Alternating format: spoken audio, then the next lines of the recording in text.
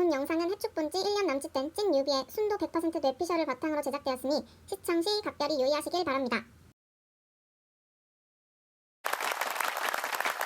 안녕하세요. EPL 판타지의 진심인 여자 오공미입니다. 어제 2021년 마지막 경기이자 20라운드 마지막 경기였던 맨유 경기가 끝이 났습니다. 20라운드 리뷰해볼게요. 완전 무시하고 있던 호날두 포함 맨유가 살아나면서 점수를 많이 받아 다 이긴 경기 마지막에 질 뻔했는데요. 다행히 2-3점 차이로 저는 연승을 이어갔습니다. 44점. 지난번에 마이너스를 깔까 말까 고민했었는데 마이너스를 깠으면 졌을 뻔했지 뭐예요. 19라운드 스쿼드에서 저는 쓸 키퍼가 없어서 부상인 사우스햄프턴의 메카시를 빼고 맨유에 데헤아를 넣었었죠. 데헤아랑 파비안스키 중에 고민했었는데 두 키퍼 다 쉬운 상대였음에도 불구하고 한 골씩 먹혀서 클린시트 점수는 얻지 못했고요. 대신 파비안스키는 세이브를 4개 더하면서 데헤아보다 1점 더 땄네요. 쉬운 상대랑 할 때는 공격이 많이 들어오지 않아서 세이브 점수 올리기가 힘드니 그럼 클린시트라도 했어야 했는데 그걸 못했네요. 이번엔 레스터의 슈마이켈이 탈라 PK를 막으면서 점수 폭발했어요. 조금 아쉽지만 키퍼는 웬만하면 바꾸지 않고 들고 가는 자원이기 때문에 이 둘에 대한 선택은 좀 더 지켜봐야겠네요. 다음은 캡틴인데요. 리버풀의 컴백 기념으로 살라 캡틴했다가 마지막에 소니로 바꿨었죠. 손흥민이 기대하던 리그 5연속 골은 달성하지 못했지만 PK 하나를 얻어내면서 어시스트 점수를 받았네요. 반면에 살라는 본인이 얻어낸 PK를 성공시키지 못하면서 90분 뛰고도 0점이 되었어요. 살라 캡틴 했던 사람들 완전 날벼락 맞았어요. 손흥민 경기를 먼저 보고 살짝 아쉬웠었는데 살라 덕분에 캡틴에 완전 성공한 결과가 됐네요.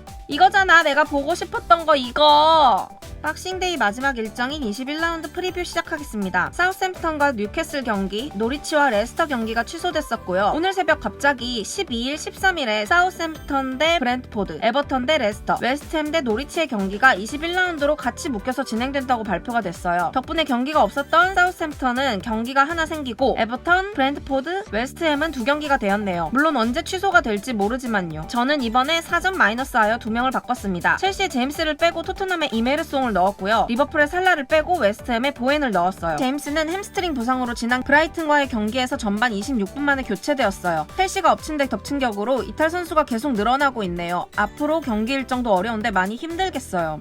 드디어 토트넘 수비수를 넣을 차례가 왔습니다. 원래 계획은 코로나에 확진된 아스널의 도미아스 대신 넣으려고 했는데 제임스가 몸값이 조금 더 비싸니 제임스를 일단 빼고 넣기로 했어요. 근데 정말 이 5명 중에 고르기가 너무너무 힘들었습니다. 게다가 사우스햄프턴전에서 뭘 보여줘야 결정을 하지 그 경기에서 전반적으로 경기력이 너무 안 좋았었어서 더 고민이 되었어요. 보통 토트넘에서 이 수비수들을 이렇게 운영하는 것 같은데요. 이번에 와포드랑 붙는데 와포드가 5연패 중이긴 해도 데니스가 꾸준히 한 골씩을 넣어주고 있기 때문에 일단 클린시트는 힘들 것 같아 최후방을 맡고 있는 산체스, 다이어, 데이비스보단 윙백인 이메르송이나 레길론 쪽으로 기울어졌어요. 혹시나 하는 공격 포인트나 보너스 점수를 기대해서요. 레길론은 지난 경기 45분밖에 뛰지 않아서 76분 뛴 이메르송보다 체력적으로 우위에 있을 것 같았어요. 근데 루카스 모우라가 요새 엄청 폼이 좋잖아요? 루카스 모우라를 넣고 싶은데 미드필더에 자리가 없어서 차라리 그쪽으로 찬스를 많이 줄 것 같은 이메르송을 선택했습니다. 뭔가 소니랑도 균형이 잘 맞게 오른쪽에서 공격이 나오든 왼쪽에서 공격이 나오든 둘 다 점수 받을 확률이 높아지게요. 근데 뭐 전술은 사실 예상뿐이니 어떻게 될지 모르겠네요. 이메르송이 경고만 받지 말고 잘 하길 바랄 뿐입니다. 그리고 저는 마이너스 4점을 받으면서까지 살라를 뺄지 말지 정말 큰 고민을 했었는데요. 고민만 하다가 자고 일어나니 웨스트햄이 2경기를 치르는 게 되어 있더라고요. 원래 살라를 뺀다면 보엔을 생각하고 있었거든요. 그래서 보엔이 아무것도 안 하고 경기만 뛰어도 4점은 받을 테니 하며 교체를 했습니다. 살라가 2경기 연속 공격 포인트를 받지 못하고 있는데 왠지 살라가 주춤하면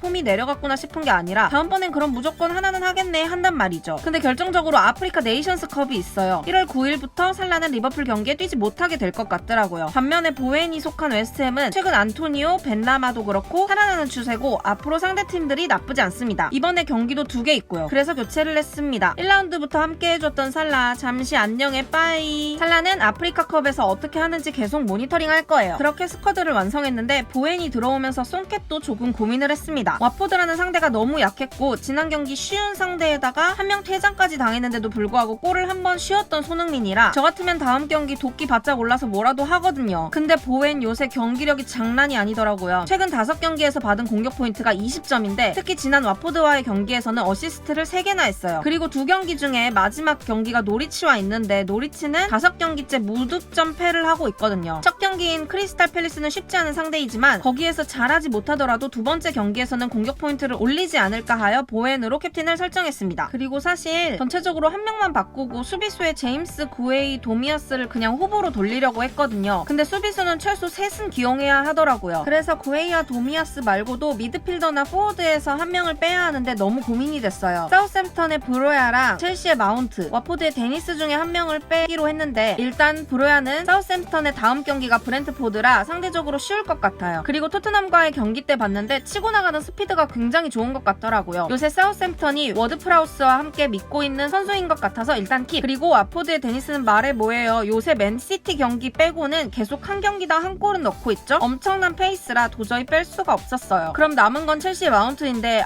마운트도 너무 잘하고 있었는데 근데 첼시가 지금 부상 이탈 선수가 많아서 전력을 다하지 못하고 있고요. 게다가 상대가 리버풀이에요. 그래서 일단 첫 번째 후보에 넣어뒀습니다. 이번에는 한 라운드가 조금 길어요. 잠시 후 9시 반부터 시작돼서 13일이 돼서야 끝나거든요. 그럼 살라 빼고 보웬 넣은 거랑 송캡이 아닌 보웬 캡한 거, 그리고 토트넘 수비수 5인방 중에 이메누송 선택한 거, 마지막으로 스쿼드에서 마운트를 뺀 게 어떤 결과를 가져왔을지 확인하고 오겠습니다. 이번에 이기면 6연승이거든요. 중간에 다른 영상으로 찾아뵐 수 있으면 찾아올게요. 안녕.